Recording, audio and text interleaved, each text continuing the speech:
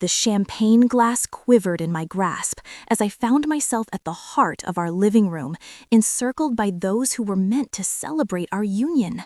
57 faces turned toward me, some reflecting pity, others barely masking their amusement, while a few wore expressions of morbid curiosity, like onlookers at a car crash unable to look away. My husband of a decade stood a mere 6 feet away, his visage contorted into a look I had never encountered before, raw contempt. The expensive suit I had chosen for him just last month fit him impeccably, and his hair was styled precisely as he preferred. Everything about him radiated success, power, and control, while I, it seemed, was a portrait of disgrace.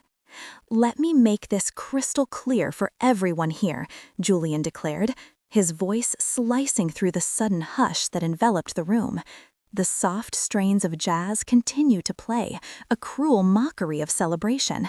"My wife, and I use that term loosely now, has been nothing but an embarrassment to me for the past 3 years."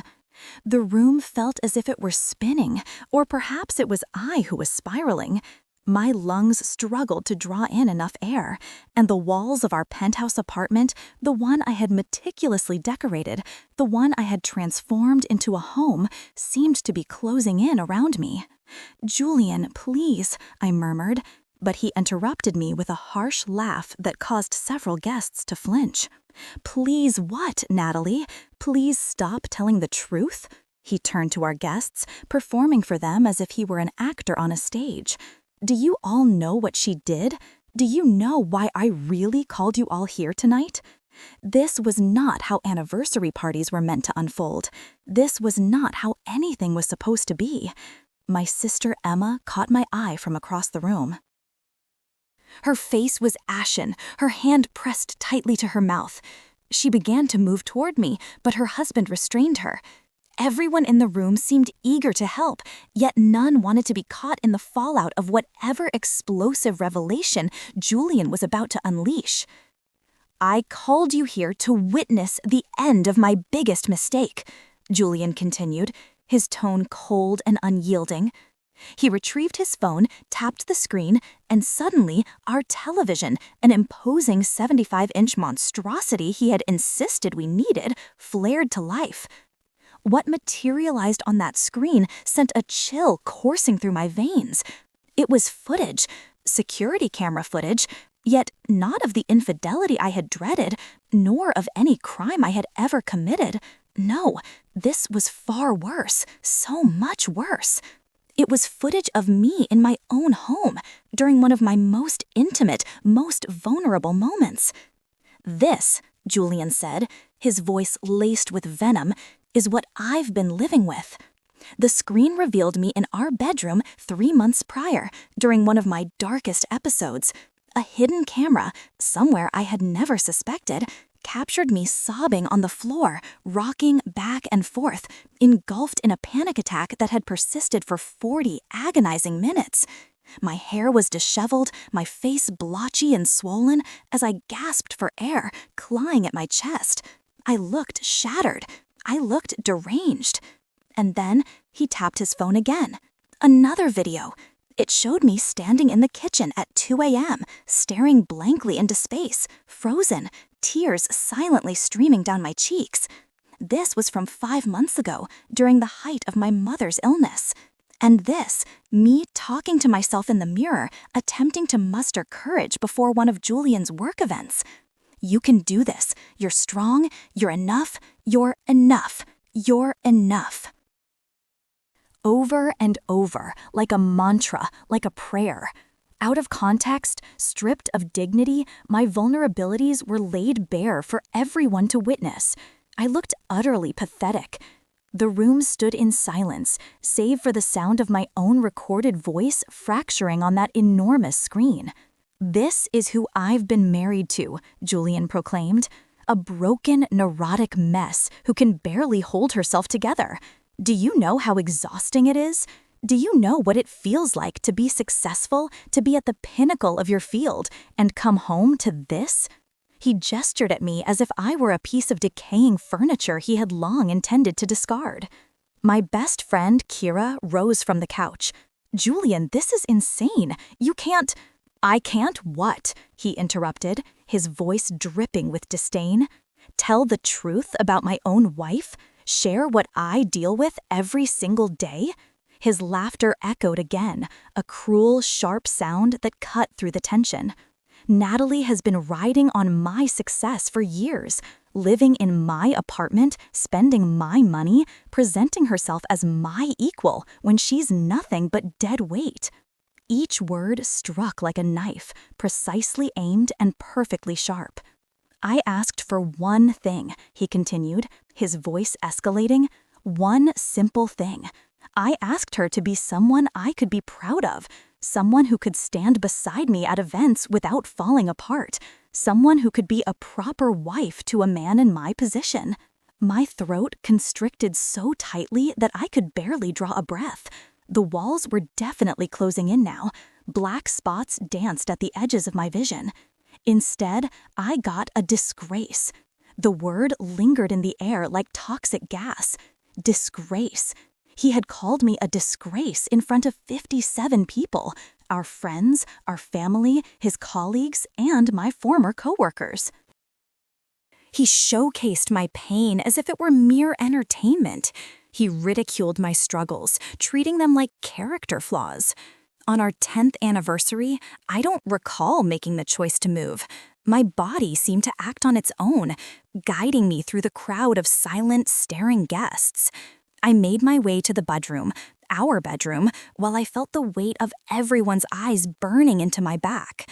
The jazz music continued to play, a haunting backdrop to my humiliation.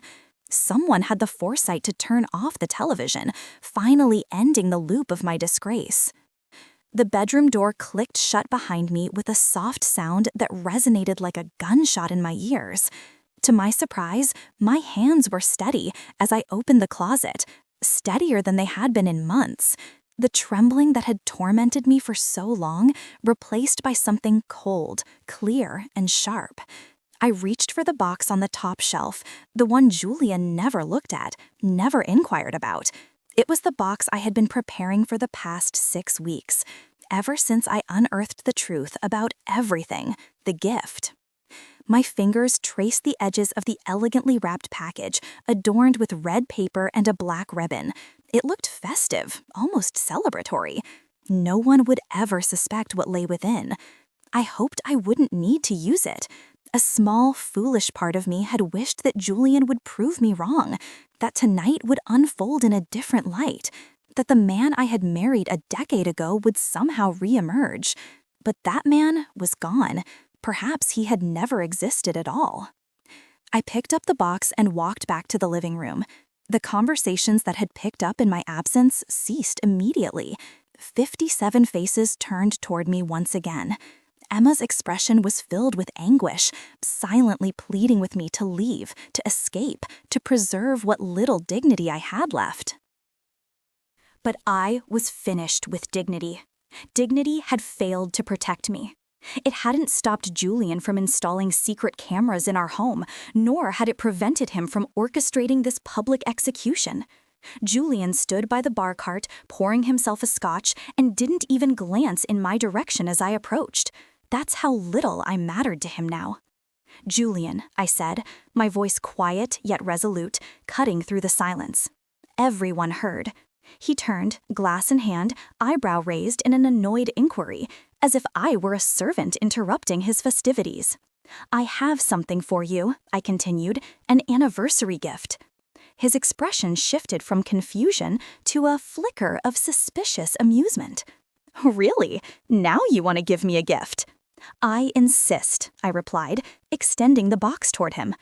For a brief moment, I thought he might refuse, might hurl my gift back at me, just as he had done with my vulnerability, my pain, my trust. But Julian's ego wouldn't allow him to decline a gift in front of an audience. He had to uphold the facade of being gracious, magnanimous, the bigger person. He set down his scotch and took the box from my hands. Our eyes locked, and for just an instant, I allowed him to glimpse something in my expression. Not anger, not sadness, but something else. something that made his confident smile waver ever so slightly. He tugged at the ribbon, and it fell away effortlessly. I had made sure of that. The red paper followed, tearing with a soft whisper that felt impossibly loud in the hushed room. He tugged at the lid, and I watched his face closely, observing the exact moment his mind processed what he was seeing. I saw the color drain from his cheeks, his eyes widen, then widen further, and his mouth fall open, an expression of pure, undiluted horror etched across his features. The box slipped from his hands, crashing onto the hardwood floor with a heavy thud. Julian stood frozen, every muscle tense, his face transformed into a mask of terror. His hands trembled, really trembled, much like mine used to. His breathing quickened, becoming rapid and shallow. "What?" he struggled to articulate, but his voice emerged as a broken whisper. I smiled, a strange expression that felt foreign on my face, as if I were wearing someone else's smile. "Happy anniversary, darling." The room erupted into a chorus of confused murmurs. Guests craned their necks, desperate to catch a glimpse of what lay within the box that had fallen to the floor. But from their vantage point, the contents remained hidden. Only Julian and I knew. Only we were aware of the truth. Emma pushed her way through the crowd, her face etched with worry. "Now, what's going on? What did you—" But I was already moving toward the door, leaving Julian there, paralyzed, his face devoid of color, his perfect composure shattered into countless fragments. As I reached for the doorknob, I glanced back one last time. Julian's eyes met mine across the room.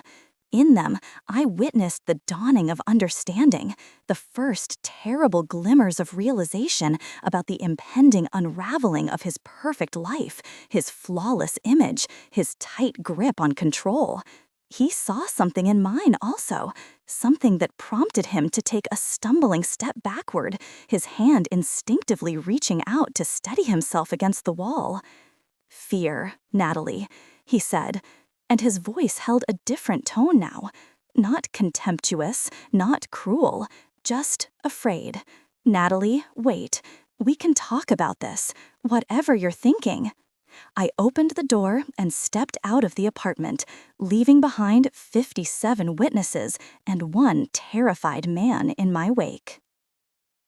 "Natalie, Natalie." The door closed with a soft, final click. And that's when my true anniversary gift began.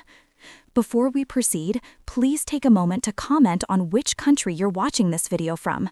We love to know where our global family is tuning in. And if this is your first time on this channel, please subscribe. Your support enables us to bring you even more epic tales of revenge from life. Enjoy the listening experience. The thing about betrayal is that it never arrives when you're prepared for it. It sneaks up on ordinary days during mundane moments when your defenses are down and you're simply trying to survive. It was a Tuesday afternoon in late September when my life split into before and after. I was sitting in Dr. Reeves's office, my therapist of 8 months, engaged in the difficult work of trying to piece myself back together. The panic attacks had been intensifying, while the anxiety that made my hands tremble and my chest feel tight had become my constant companion. My mother's death 6 months earlier had shattered something fundamental within me, and I was desperately attempting to mend it.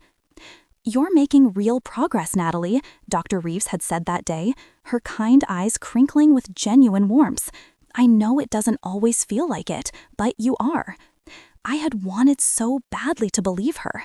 God, how I had yearned to believe her. After the session, I sat in my car in the parking garage practicing the breathing exercises she had taught me. In through the nose for 4 counts, hold for 4, out through the mouth for 4. Repeat. Then my phone buzzed. A text from Julian. "Working late again. Don't wait up." It was the 3rd time that week, the 7th time that month. I had stopped counting after that, yet some part of my mind continued to keep a tally, like gathering evidence for a crime I didn't want to accept was unfolding. I drove home to our empty penthouse, prepared myself a dinner that I barely touched, and tried to suppress the loneliness that accompanied celebrating small victories, like getting through a therapy session without crying, with no one to share them with. That night, sleep eluded me. Insomnia had become yet another unwelcome companion, joining anxiety and grief. At 2 in the morning, I finally surrendered and made my way to Julian's home office in search of a book. He had a collection of first editions that I sometimes perused when my mind wouldn't quiet down. His laptop sat open on the desk. The screen was dark, but as I accidentally brushed the mouse, it sprang to life. My eyes were drawn to the email at the top of his inbox before I could stop them. The sender was identified as V. Sterling, and the subject line read, "Tonight was incredible." My hand moved almost involuntarily, clicking the email open. "Julian, I can still feel your hands on me. 3 hours later, and my skin is still burning. You said you'd leave her by the end of the year, but I'm getting impatient. How much longer do I have to be your secret? She called you during dinner, didn't she? I could see it in your face when you checked your phone. Does she know how pathetic she sounds? How needy? You deserve someone who matches your ambition, your drive, not some broken little bird who can barely function without falling apart. I'll be at the usual place, Thursday night. Don't make me wait too long. Yours, Wilma." I read it 3 times before the words truly sank in, desperately seeking some other explanation, but there was none. My husband was having an affair. My hands returned to the touchpad, scrolling through the screen. There were dozens of emails, hundreds perhaps, dating back months. The evidence of their relationship was laid bare in explicit detail. Hotel rooms, restaurant reservations, stolen afternoons while I was at therapy appointments, trying to piece myself back together. One email in particular made my stomach churn. "You're right, she's getting worse. The crying, the neediness, the panic attacks, it's embarrassing. Last week at the Rothman benefit, she had to leave early because she was overwhelmed. Do you know how that makes me look? I'm up for partner, and my wife can't even make it through a cocktail party without having a breakdown. Thank God I have you. Thank God there's someone in my life who isn't a complete disaster." This email was from Julian, sent 5 weeks ago, right after the Rothman benefit, the very benefit I had left early due to a panic attack, triggered by Mrs. Rothman's inquiry about how I was coping after my loss. I had apologized to Julian the entire ride home, yet he had been cold, dismissive, irritated. I had thought he was merely disappointed, that he still cared, buried beneath his annoyance. How foolish I had been. Sitting in that office chair, bathed in the blue glow of the laptop screen, I felt something crack open inside my chest. It wasn't my heart breaking. That felt too clean, too poetic. This was messier, like something rotten finally splitting apart and spilling poison into my bloodstream. The panic attack that gripped me then was unlike any I had experienced before. Even worse, I found myself unable to breathe at all, my vision blurred at the edges, fading to black. I remember sliding off the chair and onto the floor, my body convulsing as I gasped for air that simply wouldn't come. I don't know how long I lay there on the cold hardwood floor of my husband's office, drowning in my own struggle for breath. Time lost all meaning. There was only the crushing weight on my chest and the sound of my own strangled gasps. Eventually, my body's survival instincts kicked in, overriding the panic. My lungs remembered how to function, and air returned in painful, ragged bursts. I lay there, staring at the ceiling, listening as my breathing gradually slowed. And then I thought about the cameras, because if Julian was having an affair, if he was planning to leave me, if he believed I was such a disgrace, why hadn't he simply asked for a divorce? Why keep me around? Why continue this charade? With a surge of determination, I pulled myself up off the floor and returned to the laptop. This time, I wasn't reading emails about the affair. I was searching for something else, some answer to the question that was beginning to take shape in my mind. I found it in a folder labeled Legal Marital. Inside were documents, dozens of them, prenuptial agreement analyses, consultations with divorce attorneys, financial projection strategies, and there, buried within a PDF of an email exchange with his lawyer, was the answer. Given the current marital agreement, initiating divorce proceedings now would result in substantial financial liability. Your wife is entitled to 50% of all assets acquired during the marriage, including your partnership stake in Whitmore and Associates, valued at approximately $8.7 million.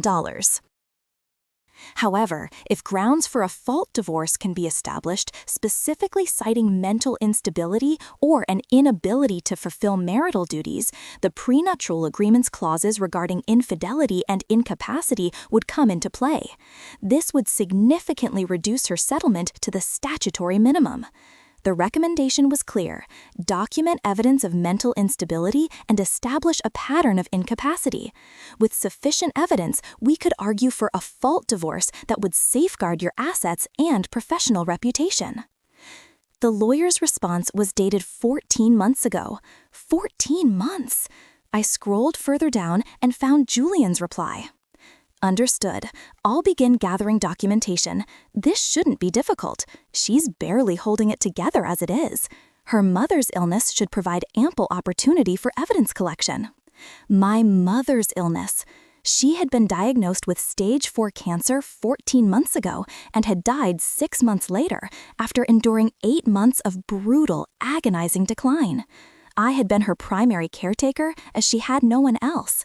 I had watched her waste away, held her hand through the pain, and been there when she took her last breath. It had nearly destroyed me, yet Julian had seen it as an opportunity. As I continued reading, my horror grew with each document. He had installed cameras throughout our apartment: bedroom, bathroom, kitchen, living room. He had recorded my most private moments for months, every breakdown, every panic attack, every moment of grief and vulnerability. He had compiled hours of footage into what he called an evidence file, showcasing my mental deterioration. He had even hired a private investigator to follow me, documenting everywhere I went and everyone I spoke to. The PI's reports twisted my normal activities into something sinister. Subject visited therapist's office for the 3rd time this week, possible addiction to therapy. Subject sat alone in her car crying for 47 minutes, erratic behavior. Subject wandered grocery store aimlessly for over an hour. Signs of confusion and disorientation. He was constructing a case not just for divorce, but for my complete destruction. His plan was to divorce me on the grounds of mental incapacity, portraying me as unstable and possibly dangerous, allowing him to walk away with everything while I ended up with nothing. Then he would marry Wilma Sterling, his paralegal, who I discovered was 12 years younger than me and perfectly stable, continuing his perfect life without missing a beat. As I sat there, surrounded by the evidence of my husband's systematic betrayal, something shifted within me. The panic that had been my constant companion simply evaporated. The trembling in my hands ceased. My breathing steadied. My mind, which had been clouded with anxiety and grief for far too long, suddenly became crystal clear. I realized something crucial. Julian had made a grave mistake. He had been so focused on documenting my weakness that he had never considered the possibility of my strength. He had been so confident in my brokenness that he never imagined I could pose a threat.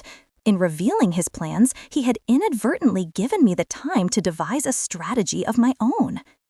I spent the remainder of that night in his office, diligently copying files onto an encrypted thumb drive: emails, documents, financial records, the camera footage, the PI reports, everything. I took it all. Then I meticulously erased any trace of my presence, deleted the browsing history, and ensured everything was exactly as I had found it. When Julian came home at 4 a.m, reeking of Wilma's perfume, I lay in bed pretending to sleep. He didn't even check on me. He simply went straight to the guest room, claiming my restlessness had kept him awake for the past month. I lay there in the dark, staring at the ceiling, and began to devise my plan.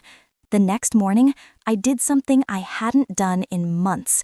I rose early, took a shower, dressed in real clothes instead of the loungewear that had become my uniform, and made myself breakfast.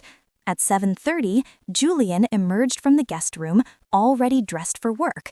He looked surprised to see me up and functioning. "You're awake," he said, his tone carefully neutral. "I am," I replied, spreading jam on my toast with steady hands. I had a good night's sleep for once. It was a lie. I hadn't slept at all, but he didn't need to know that. He poured himself a cup of coffee, checking his phone, probably texting Wilma. "I have a meeting that might run late tonight. Don't wait up," he said. "Of course," I replied, smiling at him. "I hope it goes well." He looked at me strangely, as if he couldn't quite grasp what had changed, but he was too self-absorbed to pursue it. He took his coffee and left without another word. The moment the door closed behind him, I grabbed my laptop and the thumb drive. I needed to understand exactly what I was dealing with. I had to learn everything about Wilma Sterling, about Julian's finances, and about his plans. I was determined to uncover every weak point, every vulnerability, every secret. If he wanted to wage war, I would be ready to fight back. But unlike him, I wouldn't underestimate my enemy. I started with Wilma. Social media made it easy.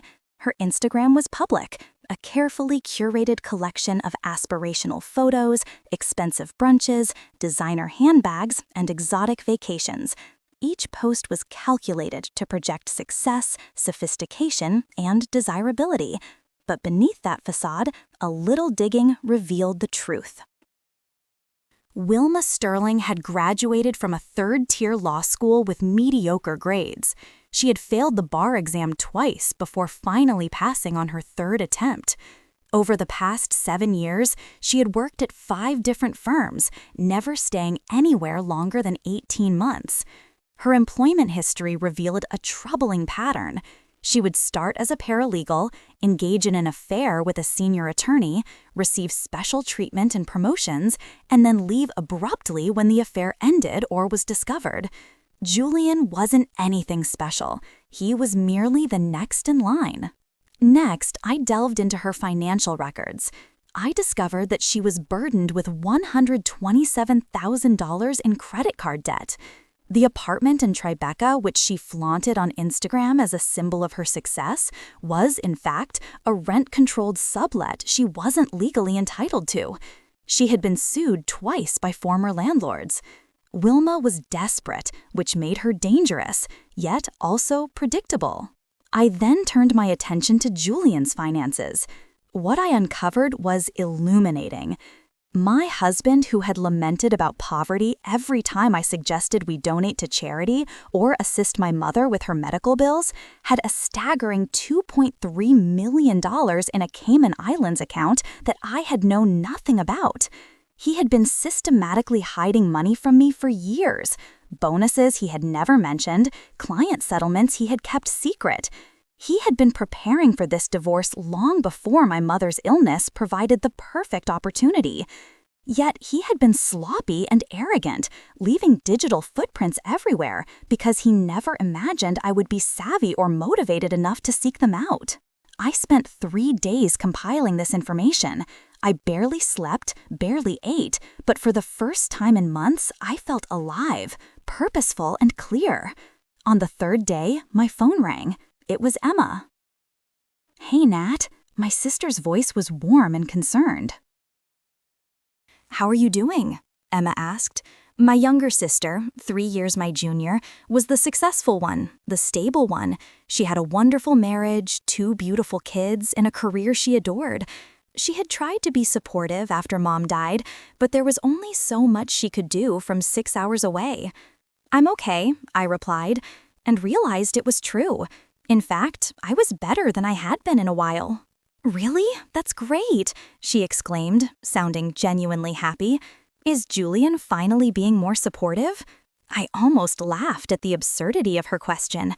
Something like that. We chatted for a few more minutes before she had to leave.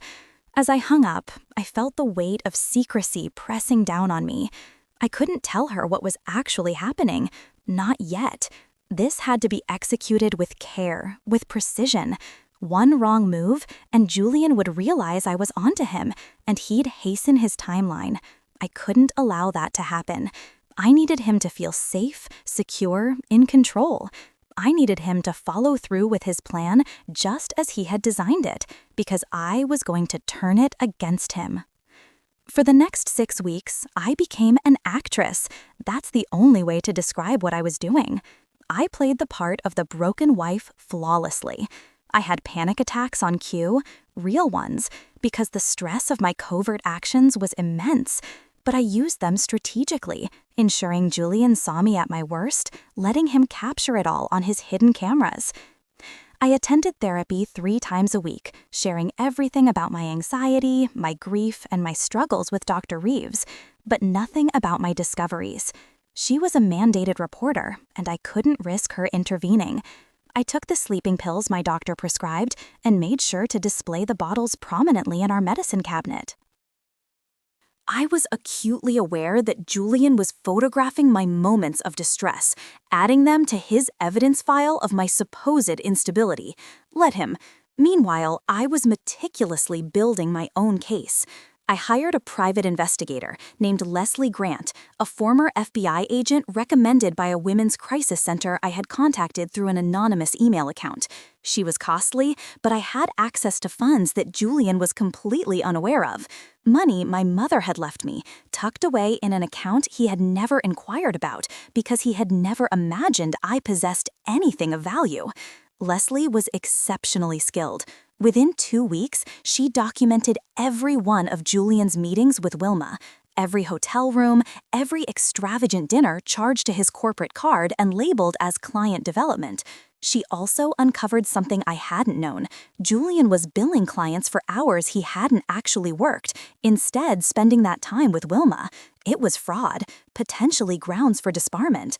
"Your husband isn't as clever as he believes himself to be," Leslie remarked when she delivered her report. "He's left evidence everywhere." "Good," I replied, a sense of satisfaction washing over me.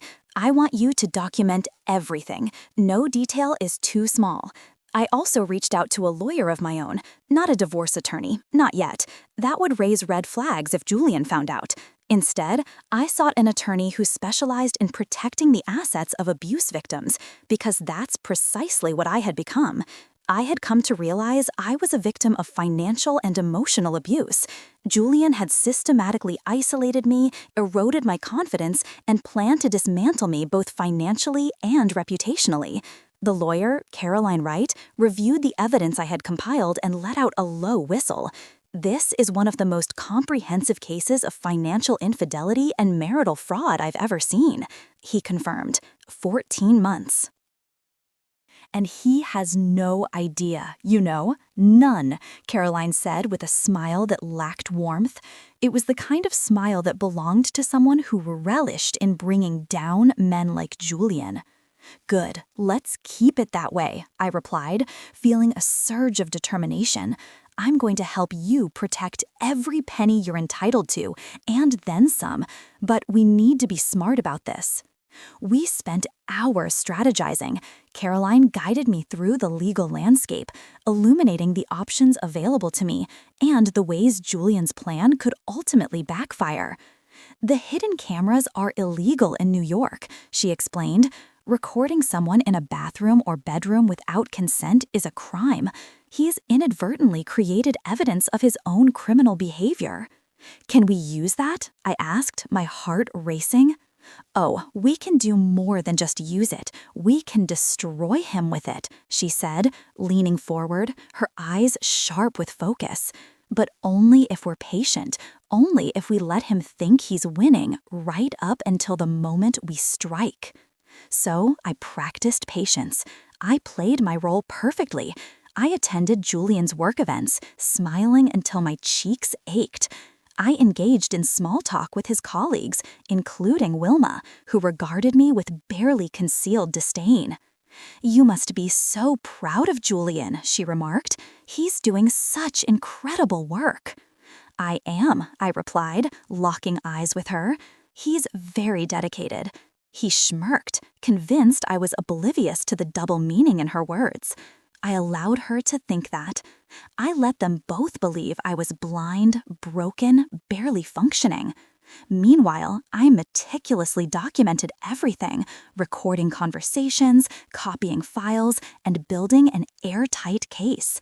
I stumbled upon Julian's anniversary plan by accident one morning when he left his phone on the bathroom counter. A calendar notification popped up. Anniversary party. Final humiliation. Final humiliation. A chill coursed through me. Once he left for work, I seized the opportunity to access his phone using the password I had memorized from watching him type it countless times. What I discovered in his messages to Wilma made my stomach churn. The anniversary party is going to be perfect. I've invited everyone who matters, colleagues, friends, family. I'm going to play the video compilation I made. I'll show everyone what I've been dealing with. By the time I'm done, no one will question why I'm divorcing her. They'll wonder why I stayed for so long. She'll be completely destroyed. No one will take her side, and then I'll be free to be with you. Wilma's response sent shivers down my spine. I can't wait to see the look on her face. She deserves everything she gets for holding you back. They were conspiring to humiliate me publicly, to obliterate my reputation so thoroughly that when Julian divorced me from mental incapacity, everyone would understand, support him, and pity him for having endured me for so long. It was cruel, calculated, and utterly perfect, because it presented me with the opportunity I needed. I sat on our bed, clutching Julian's phone, and a smile crept across my face. You wanted a performance? I would give him one, but the ending would be vastly different from what he had envisioned. I had 3 weeks until the anniversary party, 3 weeks to prepare my gift. I dedicated the first week to gathering the final pieces of evidence I required: bank records, email threads, photographs, and video footage.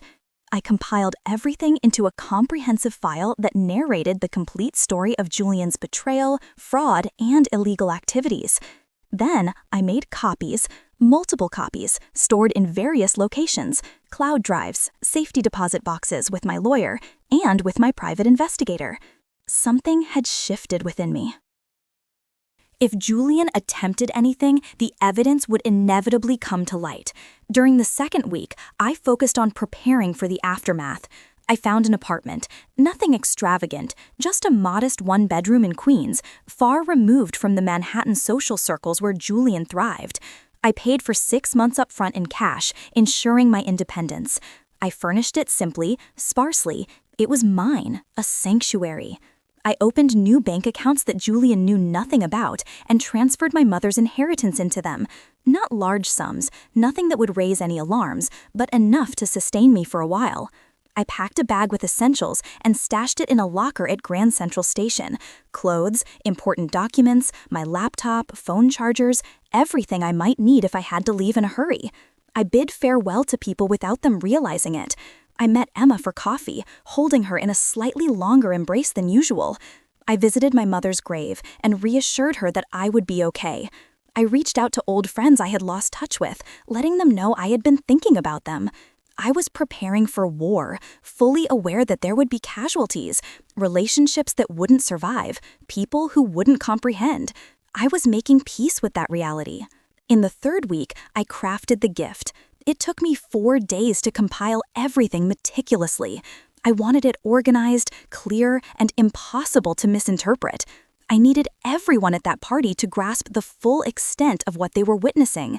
The gift consisted of 3 components.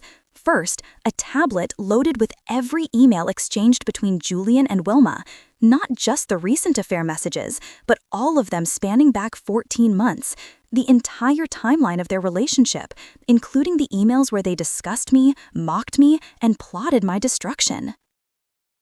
Second, I gathered documentation of Julian's hidden cameras, including still images that pinpointed the locations of each device throughout our home: bathroom, bedroom, closet, every illegal recording apparatus meticulously marked and cataloged. Alongside this, I included copies of New York's laws pertaining to illegal surveillance and the associated criminal penalties. Third, I compiled a comprehensive financial report detailing all of Julian's concealed assets, fraudulent billing practices, and the money he had systematically siphoned from our marriage. This report was complete with account numbers, transaction records, and the legal analysis illustrating how each action constituted fraud. I arranged everything in a clear, logical presentation. Anyone who examined the tablet would grasp immediately the extent of Julian's wrongdoings. But that wasn't the gift. That was merely a component of it. The true gift, the element that would utterly devastate him, was something entirely different. It was simple, elegant, and devastating. I had connected the tablet to a program that, when activated, would automatically email the entire evidence package to a carefully curated list of recipients. Every senior partner at Whitmore & Associates, every client Julian had fraudulently deceived, the New York State Bar Association, the District Attorney's Office, every mutual friend invited to the anniversary party, and Wilma Sterling's previous victims, the 5 other attorneys with whom she had affairs, whose careers and marriages she had ruined. The program was triggered by a straightforward action, opening the tablet's cover. When Julian unveiled my gift in front of 57 witnesses, he wouldn't merely be observing the evidence of his downfall, he'd be initiating it. The emails would send automatically, leaving no opportunity for him to intervene, no chance to reverse the consequences. By the time he comprehended what was unfolding, the evidence would already be in the hands of those who could obliterate his career, his freedom, his future. One action, one choice, irreversible consequences. I wrapped the tablet in exquisite red paper, securing it with a sleek black ribbon, and tucked it away in the closet to await the big day. When our anniversary finally arrived, Julian was in high spirits, almost giddy with excitement. He hummed a cheerful tune as he dressed, selecting his most expensive suit and his lucky cufflinks. "Big night," he remarked, catching my reflection in the mirror. 10 years, that's a milestone. "It is," I agreed, zipping up the elegant dress I had chosen, one that was suitable for both a celebration and a funeral. "I invited some people over," he said nonchalantly. "Nothing major, just drinks and appetizers. I hope that's okay." He feigned spontaneity, pretending he hadn't been orchestrating this for weeks. "Of course," I replied, smiling. "That sounds lovely." His smile was there, yet it didn't quite reach his eyes. He regarded me like a predator assessing its prey, eagerly anticipating the kill. I returned his smile, masking my own anticipation.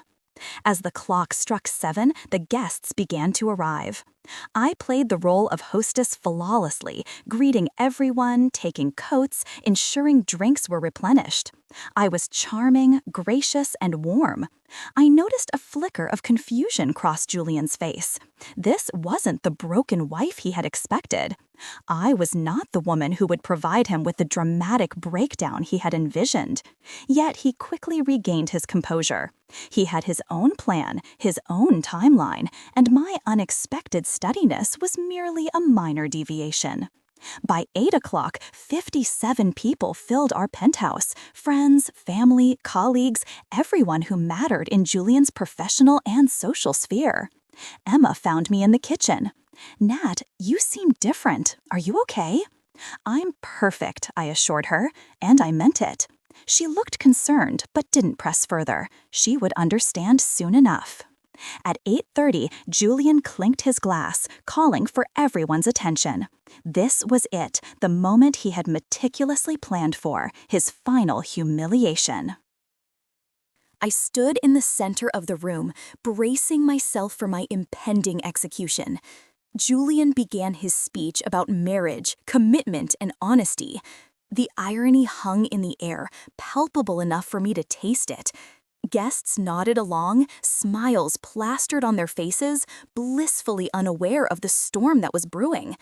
Then he delivered the blow. Let me make this crystal clear for everyone here. My wife, and I use that term loosely now, has been nothing but an embarrassment to me for the past 3 years. A wave of shock rippled through the room. Someone gasped. I heard Emma make a small sound of distress, yet I remained rooted to the spot, watching him intently, waiting. He played the videos. My private moments of anguish turned into entertainment. He narrated each clip, highlighting my instability, my inability to cope, my mental decline. Every word felt like a knife, but I had already bled. I had already endured the pain. This was merely a display of the scars I bore. When he labeled me a disgrace, I noticed the satisfaction gleaming in his eyes. He believed he had triumphed, that he had shattered me completely. I allowed him to think that for a full 30 seconds. Then I walked to the bedroom and retrieved my gift. The journey back to the living room felt both interminable and fleeting. Each step was laden with significance, finality. I was crossing a bridge from which there would be no return. Julian's expression when I presented him with the gift was priceless, confused, suspicious, yet unable to refuse in front of an audience. Our eyes locked, and I let him see it. The knowledge, the resolve, the cold satisfaction. His smile faltered as he opened the gift. I watched as he crumbled inside. The color drained from his face so rapidly that I feared he might actually faint. His hands trembled so violently that he dropped the box. The tablet struck the floor, but remained intact. I had chosen the most durable case available. The screen faced upward, and even from several feet away, I could see the email interface, the word sending flashing ominously at the top. Julian stood there, frozen in disbelief, his mouth moving soundlessly as his mind struggled to grasp what he was witnessing, what was unfolding, and what it all signified. "What is this?" he whispered, though deep down. God, he knew, I thought. "Happy anniversary, darling," I replied, my voice steady. The room fell silent, save for the soft jazz still playing in the background. No one fully understood the gravity of the situation yet, but they could feel the palpable shift in energy, sensing that something monumental had just transpired. Emma stepped forward, concern etched on her face. "Nad, what's going on? What did you—" But I was already making my way toward the door. Julian's paralysis shattered. "Natalie," he called, his voice rising in panic. "Natalie, wait, we can talk about this, whatever you're thinking." I opened the door and turned back to him one last time. He stood amidst the ruins of his perfect party, surrounded by bewildered guests, his phone already buzzing with incoming notifications. Emails were arriving, evidence was spreading, and his world was crumbling in real time. "You wanted to divorce me from mental incapacity," I declared, my voice resonating throughout the room. "You sought to prove I was broken beyond repair. But here's what you never understood, Julian. Being broken doesn't equate to being stupid, and being kind doesn't mean being weak." His phone buzzed incessantly now. Other phones in the room began to light up as well, partners from his firm checking their emails, absorbing the evidence, slowly coming to terms with the reality. "What did you do?" Julian's voice was barely a whisper, filled with disbelief. "What did you do?" he repeated, his panic palpable. I smiled, feeling a sense of satisfaction. "I gave you exactly what you deserve. Happy anniversary." With that, I walked out, closing the door on a decade of marriage, 57 witnesses, and one man's utter destruction. Behind me, chaos erupted. Voices rose in confusion, shock, and anger. Julian shouting, someone else sobbing, phones ringing incessantly. I didn't look back. The first 48 hours were a whirlwind of chaos. I headed straight to the apartment in Queens, the safe haven I had prepared. Once there, I turned off my phone and instead watched the news unfold on my laptop. The story broke within hours. Prominent attorney under investigation for fraud and illegal surveillance. The headlines exploded across various platforms. The evidence I had sent was so thorough, so damning, that it could not be ignored or buried. The senior partners at Whitmore and Associates had no choice but to act immediately. Julian was suspended pending investigation. The Bar Association initiated a formal inquiry, and the DA's office announced they were reviewing the evidence for potential criminal charges. The illegal cameras he had hidden throughout our home, intended to document my supposed instability, became his downfall. Recording someone without consent in private spaces is a felony in New York, and each camera represented a separate charge: bedroom, bathroom, closet, each one a crime. But the real devastation came from an unexpected source. She turned on him without hesitation. When the scandal broke and it became evident that Julian was facing ruin, she gave an interview to a legal blog claiming she had been manipulated, that Julian had pursued her aggressively, and that she had felt pressured by the power dynamic. She provided her own evidence: text messages in which Julian discussed hiding assets, emails detailing his plan to destroy me, and voice recordings of their conversations about the anniversary party. It was clear she was attempting to save her own career by completely sacrificing him, a man who was undeniably beautiful.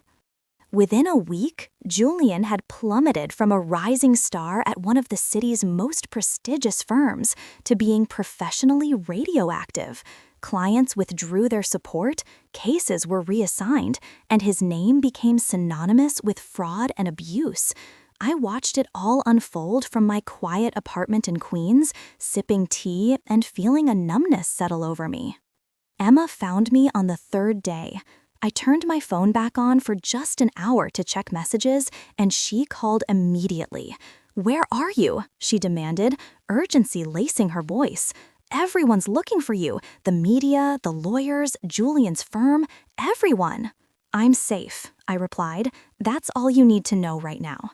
"Nat, what you did?" She paused, her tone shifting. "I saw the evidence. We all saw it. Everything he did to you." Her voice cracked on the last word.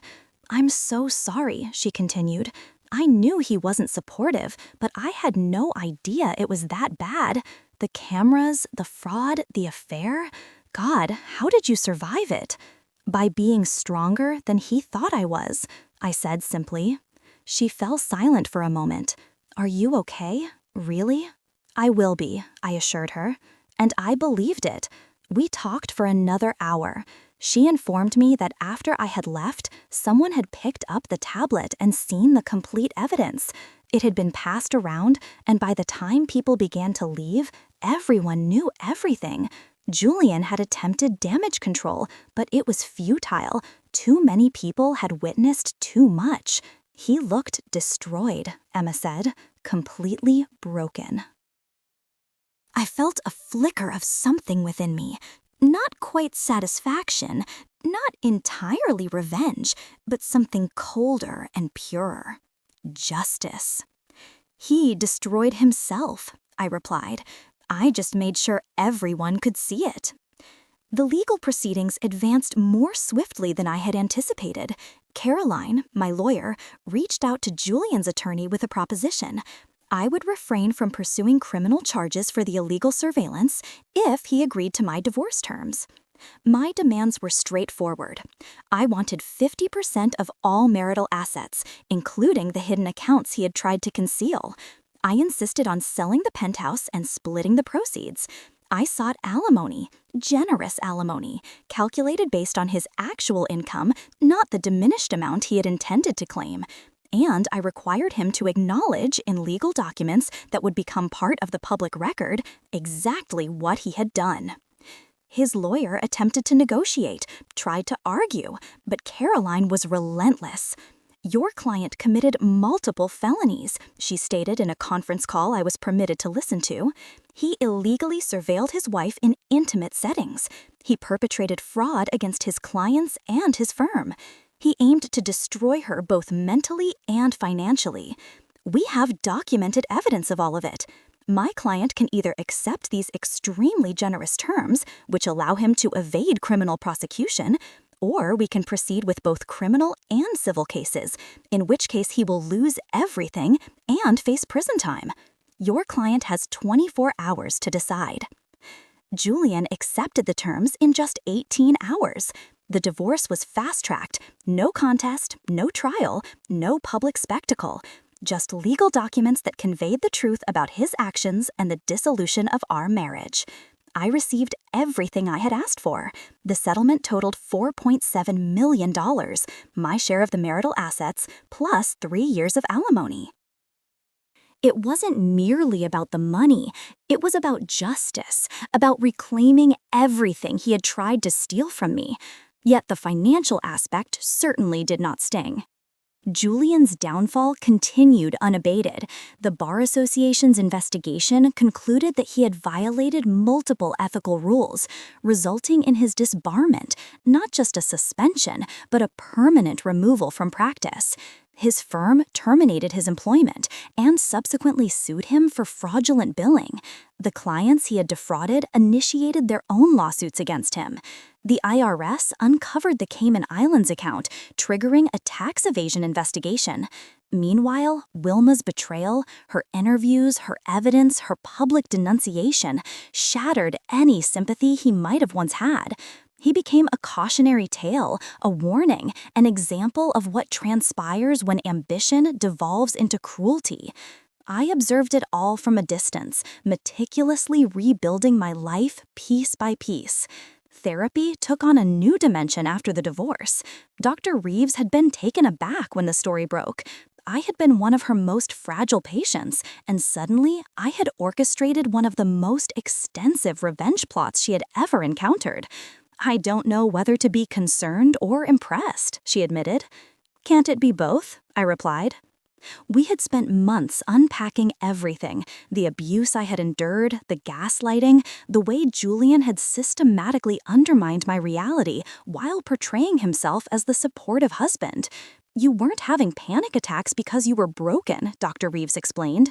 "You were experiencing them because your nervous system was trying to signal that you were in danger. Your body knew, even when your conscious mind was attempting to deny it." That realization was profound. My anxiety hadn't been a weakness. It had been a warning system. I hadn't been crazy. I had been responding rationally to an irrational situation. Understanding that shifted something fundamental within me. The panic attacks didn't vanish overnight. Trauma doesn't operate that way. However, they became less frequent and less severe. I learned to recognize them as echoes of past danger rather than present threats. I began the process of rebuilding my sense of self. I had lost myself in the marriage gradually, imperceptibly, much like erosion. I had made myself smaller to accommodate Julian's ever-expanding ego. I muted my own needs to sidestep his irritation. I had apologized for my very existence. Now, I had the space to remember who I was, who I had been before Julian, and who I could become afterward. I started painting again. I had loved art long before the marriage, even selling a few pieces in local galleries.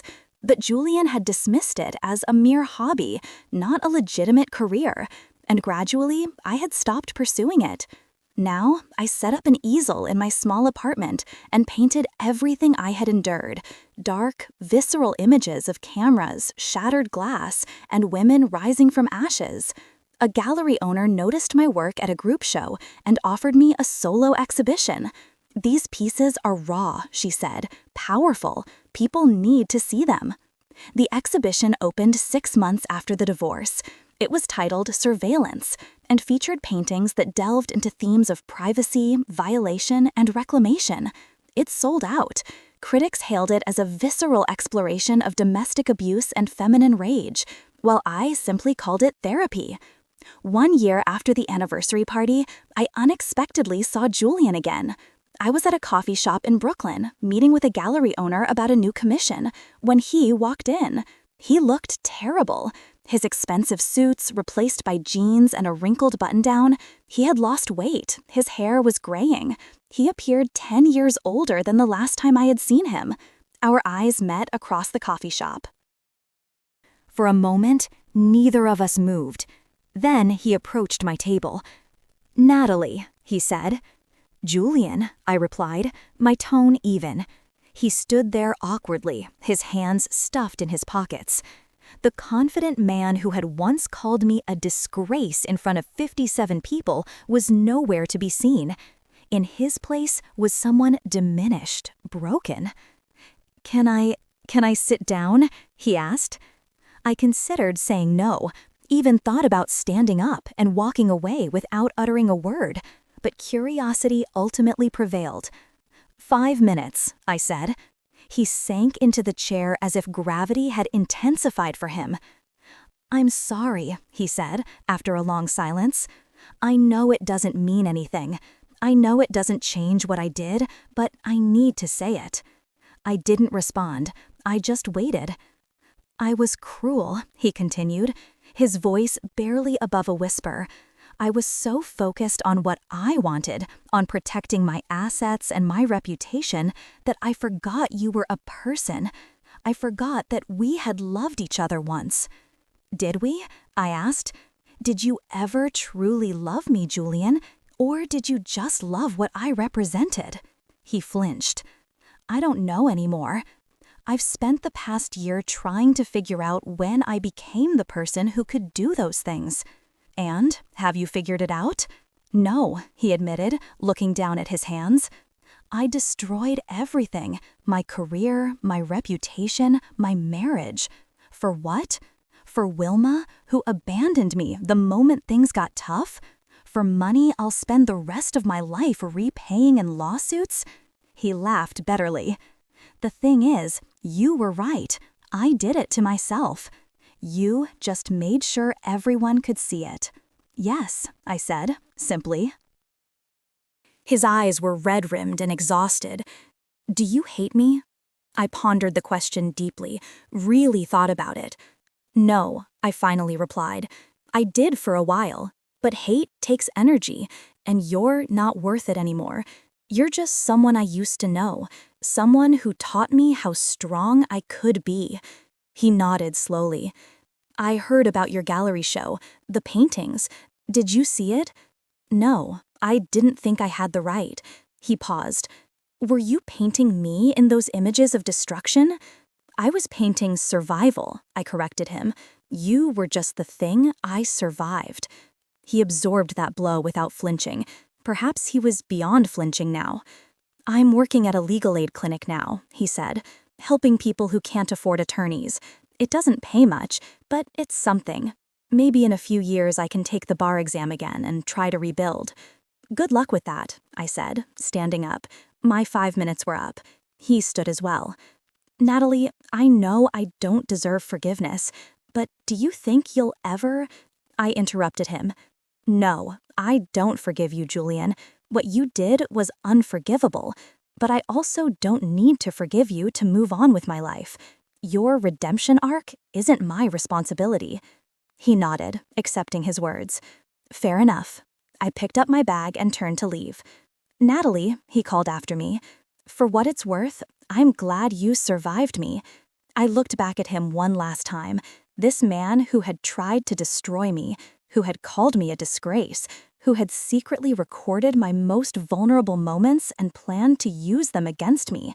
He looked small now, defeated, irrelevant. "So am I," I said, and walked out of the coffee shop into the bright autumn sunlight. I'm in my studio, a real studio now, not just a corner of a small apartment, putting the finishing touches on a new piece when my phone rings. It's Emma. "Hey," I answer, cradling the phone between my shoulder and ear while I mix paint. "What's up?" "Just checking in on you, making sure you're still planning to come to dinner on Sunday. Wouldn't miss it. How are the kids?" We chat for a few minutes about her family, her work, normal things. Our relationship has grown stronger since the divorce. She tells me she feels like she got her real sister back, the one who existed before Julian. After we hang up, I step back to admire the painting I'm working on. It's different from my earlier pieces, lighter. There's still darkness woven within it. I'll always paint the darkness. It's part of my story. But now, there's light breaking through, with colors that suggest hope, resilience, and transformation. I'm titling it after the gallery owner who discovered me, as she wants to do another solo show. This one will focus on rebuilding, on life after trauma, on the person you become when you refuse to stay broken. My phone buzzes with a text from Kira, my best friend. "Coffee tomorrow. I want to hear about the hot barista you mentioned." I smile. There is indeed a hot barista. His name is Adrian, and he's kind, funny, and knows nothing about my past, only that I'm an artist who enjoys oat milk lattes. We've been on 3 dates. I'm taking it slow, relearning how to trust, but it feels good. Alfie, I'm not the same person I was 2 years ago. That woman who stood in the center of her living room being called a disgrace is gone. She died that night, and from her ashes, someone stronger rose. I no longer experience panic attacks.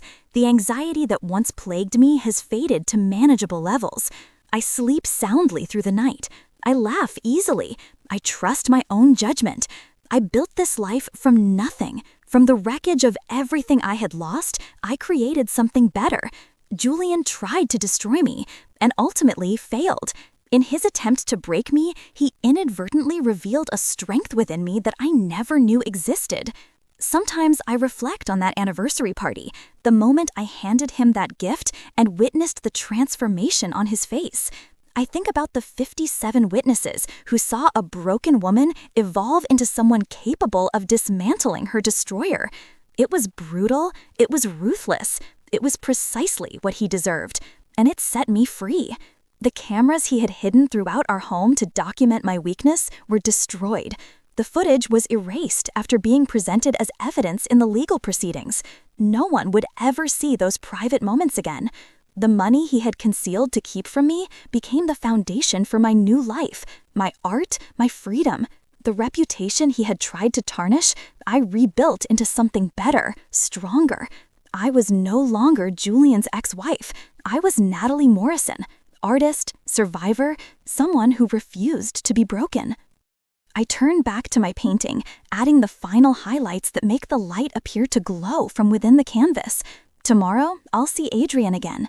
We'll enjoy coffee and discuss normal things, books, music, his studies, and architecture. He makes me laugh. He's gentle with my boundaries. He doesn't need to know about Julian, the anniversary, or the revenge. That's not who I am anymore. I'm not defined by what was done to me, or even by how I responded. I'm defined by what I built afterward, by the art I create, by the life I've claimed for myself, and by the strength I discovered when I needed it most. Outside my studio windows, the sun is setting, painting the sky in shades of gold and pink. I stand in the light, paintbrush in hand, and feel something I haven't felt in years: peace. Julian called me a disgrace, attempted to portray me as broken beyond repair, and meticulously planned my destruction. I gave him a gift that ended his career, his reputation, and his carefully constructed life. And from those ruins, I built something beautiful. That's not revenge, that's resurrection. I set down my paintbrush and clean my hands, preparing to meet Kira for our evening walk. As I lock up the studio, I pass the mirror by the door and pause. The woman looking back at me is strong, healthy, whole. She's someone I'm proud to be. And that, more than any revenge, more than any justice, more than anything else, is my true gift to myself. I survived. I thrived. I became more than anyone thought possible, even me. I smile at my reflection and step out into the evening, leaving the past where it belongs, behind me. Acknowledged but not defining, remembered but not limiting. The future is mine now, and it's going to be extraordinary.